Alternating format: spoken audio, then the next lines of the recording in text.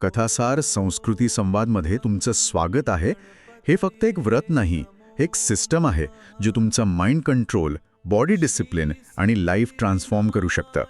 अंगारकी चतुर्थी फक्त धार्मिक परंपरा आहे का, की तिच्या मागे एक पॉवरफुल सायंटिफिक आणि सायकोलॉजिकल सिस्टम दडलेला आहे जे तुमचे डिसिजन्स आणि पूर्ण आयुष्य बदलू शकतं?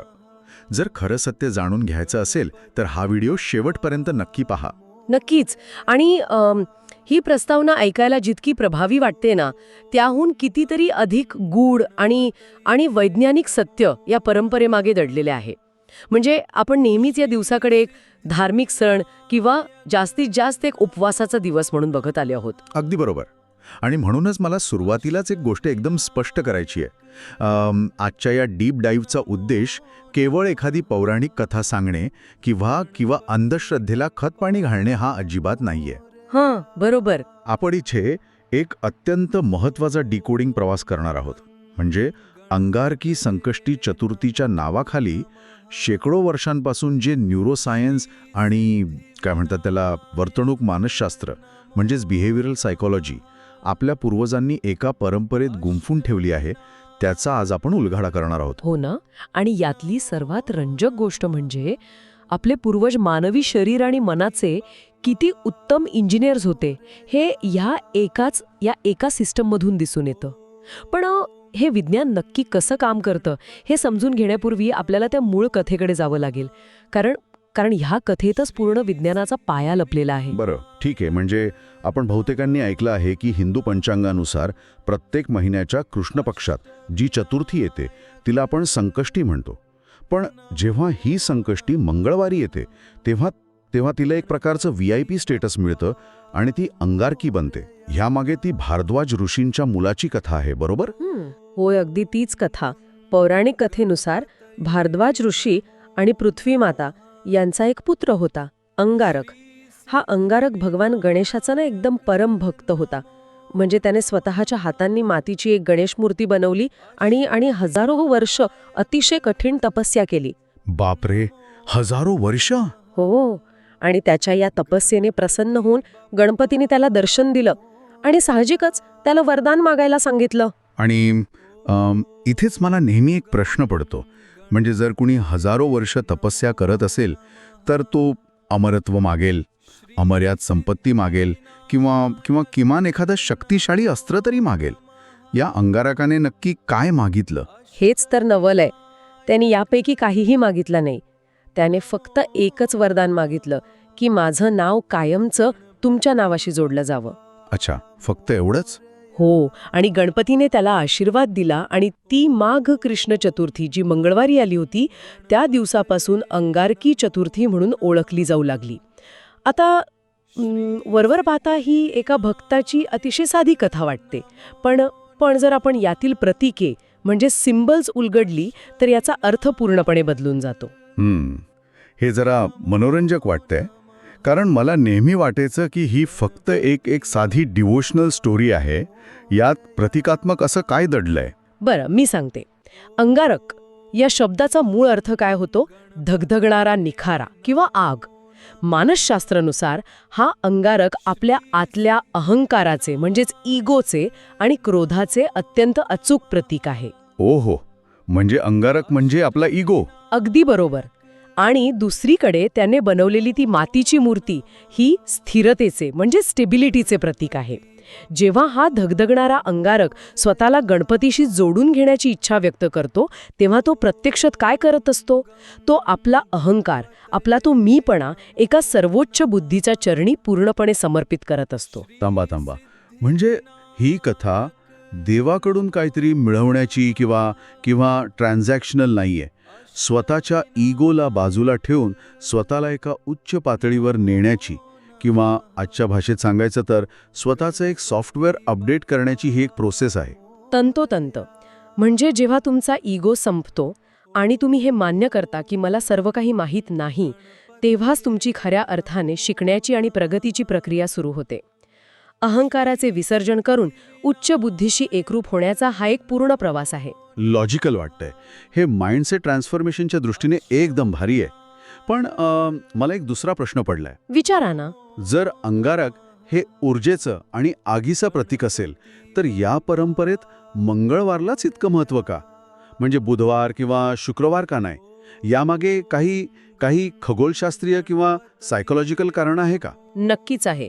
इथे आपल्याला खगोलशास्त्र म्हणजे ॲस्ट्रॉनॉमी आणि मानवी मानसशास्त्र यांची सांगड घालावी लागेल. ज्योतिष आणि खगोलशास्त्रानुसार मंगळ किंवा मार्स हा कृती, ऊर्जा, रक्त आणि आक्रमकतेचा म्हणजेच अग्रेशनचा कारक मानला जातो. ही आपल्या शरीरातली एक कच्ची ऊर्जा किंवा रॉ एनर्जी आहे. अच्छा, म्हणजे ती ड्राईव्ह देणारी एनर्जी. हो ना, ही तीच ऊर्जा आहे जी तुम्हाला सकाळी अंथरुणातून उठवते, तुम्हाला महत्वाकांक्षा देते आणि ध्येयाच्या दिशेने अगदी धावायला लावते. पण फक्त रॉ एनर्जी असणं धोक्याचं ठरू शकतं नाही का? म्हणजे जर माझ्याकडे भरपूर ऊर्जा आहे पण मला जायचे कुठे आहे हेच जर मला माहीत नसेल तर मी फक्त भिंतीवर डोकं आपटत राहीन. अगदी बरोबर ओळखलत. केवळ मंगळ म्हणजे केवळ ती कच्ची ऊर्जा जर बुद्धी विना वापरली तर काय होतं? आपण रागाच्या भरात चुकीचे निर्णय घेतो, नातेसंबंध खराब करतो किंवा आयुष्यात मोठे अपघात घडतात. हे बऱ्याच जणांसोबत होतं. हो, आणि दुसरीकडे चतुर्थीचे स्वामी गणपती हे बुद्धी, विवेक आणि नियोजनाचे सर्वोच्च प्रतीक आहेत. म्हणजे त्यांचं मोठं डोकं हे मॅक्रो थिंकिंग किंवा व्यापक विचारांचं, तर छोटे डोळे हे सूक्ष्म एकाग्रतेचे म्हणजेच मायक्रो फोकसचे प्रतीक आहेत. अरे वा, मला इथे एक उपमा द्यायला आवडेल. म्हणजे हे अगदी एखाद्या अत्यंत वेगवान स्पोर्ट्स कारसारखं आहे. मंगळ म्हणजे त्या कारचं ते V8 इंजिन ज्यात प्रचंड रॉ पॉवर आहे. पण जर त्या कारला स्टिअरिंग व्हीलच नसेल किंवा त्या ड्रायव्हरला रस्ताच माहीत नसेल तर त्या कारचा 100% अपघात होणार. हो, नक्कीच होणार. मग इथे गणपती हा तो कुशल ड्रायव्हर आहे जो त्या शक्तिशाली इंजिनला योग्य दिशा देतो. अतिशय सुंदर आणि एकदम अचूक उपमा दिलीत तुम्ही. आणि म्हणूनच अंगारकी चतुर्थीचा खरा अर्थ हा ॲक्शन आणि विस्डम यांचा अचूक समतोल राखणे हा आहे. केवळ गणपती म्हणजे बुद्धी वापरणे म्हणजे खूप विचार करणे पण प्रत्यक्ष कोणतीही कृती न करणे, ज्याला आपण ओव्हर थिंकिंग किंवा पॅरालिसिस बाय ॲनालिसिस म्हणतो. अगदी बरोबर, जे आजकाल खूप कॉमन झालंय. हो ना. आणि केवळ मंगळ म्हणजे फक्त ऊर्जा वापरणे, म्हणजे काहीही विचार न करता उडी मारणे. या दोघांचा संगम म्हणजेच अंगारकी. बरं, हे ऐकायला खूप छान वाटतंय की आपण ऊर्जा आणि बुद्धीचा समतोल साधला पाहिजे. पण हे प्रत्यक्षात कसं आणायचं? म्हणजे पूर्वजांनी केवळ समतोल साधा असा नुसता उपदेश देऊन सोडून दिला असता तर आपण तो कधीच पाळला नसता. यासाठी त्यांनी शरीराला नक्की कशी सवय लावली? आणि तिथेच या लाईफ ऑप्टिमायझेशन सिस्टमची पहिली व्यावहारिक किंवा प्रॅक्टिकल पायरी येते, शारीरिक शिस्त, ज्याला आपण उपवास असं म्हणतो. आता इथे मला थोडं डेव्हिल्स ॲडव्होकेट व्हावंसं वाटतंय. म्हणजे प्रामाणिकपणे सांगायचं तर जेव्हा मी सकाळचा नाश्ता किंवा दुपारचं जेवण टाळतो ना तेव्हा मी अजिबात शांत किंवा बॅलन्स्ड नसतो. मला खूप राग येतो, चिडचिड होते, ज्याला इंग्रजीत लोक हँग्री म्हणतात. साहजिक आहे. मग स्वतःला असे 14 तास उपाशी ठेवून आपण आपली निर्णय क्षमता कशी काय सुधारत आहोत? यामागे नक्की कोणतं बायोलॉजी काम करतंय? खूप चांगला आणि प्रातिनिधिक प्रश्न आहे तुमचा. अंगारकीचा उपवास हा सूर्योदयापासून सुरू होतो आणि तो चंद्रोदयापर्यंत चालतो. हा काळ साधारणतः 14 ते 15 तासांचा असतो. आजचं आधुनिक विज्ञान ज्याला इंटरमिटेंट फास्टिंग म्हणतं ना, हा त्याचाच एक प्रगत प्रकार आहे. अच्छा, म्हणजे हे इंटरमिटेंट फास्टिंगचं आहे तर? हो, जेव्हा तुम्ही शरीराला 10-14 तास काही अन्न देत नाही तेव्हा शरीरात एक अत्यंत महत्त्वाची प्रक्रिया सुरू होते. तिचं नाव आहे ऑटोफॅगी म्हणजेच ऑटोफॅगी. ऑटोफॅगी म्हणजे काय? हे थोडं सोप्या भाषेत सांगू शकाल का? नक्कीच. 2016 मध्ये जपानी शास्त्रज्ञ योशिनोरी ओसुमी यांनाच या ऑटोफॅगीच्या संशोधनासाठी नोबेल पारितोषिक मिळालं. आता ऑटो म्हणजे स्वतः आणि फॅगी म्हणजे खाणे. जेव्हा हा शरीराला बाहेरून ऊर्जा मिळणं बंद होतं तेव्हा शरीर सर्व्हायव्हल मोडमध्ये जातं. आणि मग काय होतं? मग ऊर्जा मिळवण्यासाठी आपली निरोगी पेशी शरीरातील जुन्या, खराब झालेल्या, आजारी पेशींना आणि साठून राहिलेल्या कचऱ्याला चक्क नष्ट करून खाऊन टाकते. बापरे! म्हणजे हे आपल्या कम्प्युटरमधील त्या अँटीव्हायरस स्कॅन आणि डिस्क क्लीनअप सारखं आहे म्हणायचं. सिस्टम बंद करा आणि आतला सगळा कचरा साफ करा. अगदी तसंच. पण हे झाले सगळे शारीरिक फायदे. तुम्ही जो मगाशी चिडचिड होण्याचा मुद्दा मांडलात ना, त्याचं उत्तर मेंदूत दडलेलं आहे. ते कसं काय? जेव्हा आपण आपल्या सर्वात प्रबळ शारीरिक इच्छेवर म्हणजेच भुकेवर नियंत्रण ठेवतो, तेव्हा आपल्या मेंदूतील प्रीफ्रंटल कॉर्टेक्स मजबूत होतो. हा मेंदूचा तो भाग आहे जो निर्णय घेणे, संयम बाळगणे आणि तर्कशुद्ध विचार करणे या गोष्टी नियंत्रित करतो. म्हणजे थोडक्यात हा आपल्या मेंदूचा CEO आहे. अगदी बरोबर. आजच्या जगात आपण सतत सोशल मीडिया स्क्रोल करणे, जंक फूड खाणे याद्वारे त्या इन्स्टंट ग्रॅटिफिकेशनचे म्हणजे त्वरित मिळणाऱ्या सुखाचे गुलाम झालो आहोत. आपला प्रीफ्रंटल कॉर्टेक्स कमकुवत झाला आहे आणि ॲमिग्डाला जो भावनांचा भाग आहे तो प्रबळ झाला आहे. हो, हे तर रोजचंच झालंय आता. हो ना, पण जेव्हा तुम्ही 14 तास भुकेची जाणीव असूनही काही खात नाही, तेव्हा तुम्ही तुमच्या मेंदूच्या CEOला पुन्हा सत्तेवर बसवत असता. वा, म्हणजे आपण मुळात एका धार्मिक परंपरेच्या नावाखाली एक प्रकारचं डोपामिन फास्टिंग करत आहोत. जर मी माझ्या भुकेवर नियंत्रण मिळवू शकलो, तर मी माझ्या रागावर, माझ्या व्यसनांवर आणि चुकीच्या निर्णयांवरही नियंत्रण मिळवू शकेन. ही तर विलपॉवरची एक प्रकारची जिमच आहे. अगदी तसंच. विल पॉवर एका स्नायूसारखी असते. जितकी तुम्ही ती वापराल तितकी ती बळकट होते. आणि म्हणूनच हे 14 तास भुकेवर नियंत्रण मिळवणे आवश्यक असते. तसंच मंगळ हा उष्णतेचा कारक असल्यामुळे पचन संस्थेला विश्रांती दिल्याने शरीरातील पित्त आणि उग्रता नैसर्गिकरित्या शांत होते. बरं, ठीक आहे, मी 14 तास उपवास केला, माझा तो प्रीफ्रंटल कॉर्टेक्स ॲक्टिव्ह झाला, पण दिवसभर काहीही न खाल्ल्यामुळे शरीरात एक प्रकारचा ताण आणि उष्णता तर निर्माण झालीच असेल ना? मग ही शिस्त शेवटी कशी संपते? आपण फक्त ताटावर बसून जेवायला सुरुवात करतो का? नाही, अजिबात नाही. इथेच या प्राचीन सिस्टमचं डिझाईन आपल्याला थक्क करतं. या उपवासाची सांगता थेट जेवणाने होत नाही, ती होते चंद्रदर्शन आणि मोदकाने. हा एक पूर्णपणे इमोशनल आणि रिसेट आहे. चंद्रदर्शन का? म्हणजे चंद्राकडे पाहण्यात नक्की काय साध्य होतं? चंद्रमा मनोसो जातः असं आपल्या शास्त्रात म्हटलं आहे. चंद्र हा मनाचा आणि भावनांचा कारक आहे. हे केवळ काही काव्य नाहीये, तर यामागे मोठं विज्ञान आहे. जसं चंद्राचं गुरुत्वाकर्षण समुद्राच्या पाण्याला प्रभावित करून भरती ओहोटी आणतं, तसं ते मानवी शरीरातील पाण्याला आणि पर्यायाने आपल्या भावनांनाही प्रभावित करतं. म्हणजे दिवसभर आपण मंगळाची ती धगधगणारी ऊर्जा आणि उपवासाची शिस्त अनुभवली, आणि आता रात्री आपण चंद्राची शीतलता अनुभवत आहोत. होय, आज चंद्रदर्शन हा त्राटक ध्यानाचा म्हणजे त्राटकाचा एक उत्कृष्ट प्रकार आहे. दिवसभराच्या कडक शिस्तीनंतर जेव्हा आपण आकाशातील त्या शांत शीतल चंद्राकडे एकदम एकाग्रतेने पाहतो, तेव्हा आपल्या मेंदू बीटा स्टेटमधून म्हणजे ताणतणावाच्या अवस्थेतून शांत अशा अल्फा स्टेटमध्ये जातो. आपली पॅरासिम्पॅथेटिक नर्वस सिस्टीम सक्रिय होते. पॅरासिम्पॅथेटिक सिस्टम, म्हणजेच शरीराचं ते ब्रेक पेडल, बरोबर, जे शरीराला सांगतं की आता धोका टळला आहे, तू आराम करू शकतोस. अगदी बरोबर.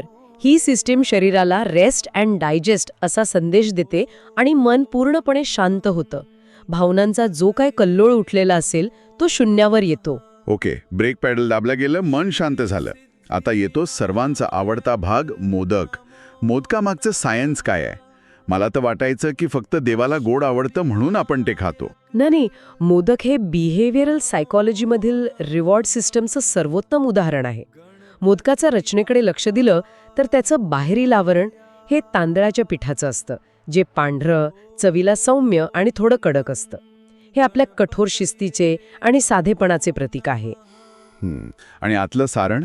त्याच्या आतलं सारण म्हणजे गूळ आणि खोबरं हे आत्मिक आनंदाचं प्रतीक आहे. म्हणजे शिस्तीतून आत गेल्यावरच तुम्हाला तो गोडवा मिळतो. भारी आहे. पण यात पोषणशास्त्र किंवा न्यूट्रिशनचा अँगल काय आहे? उपवास सोडताना आपण काही खाऊ शकतो, मग मोदकच का?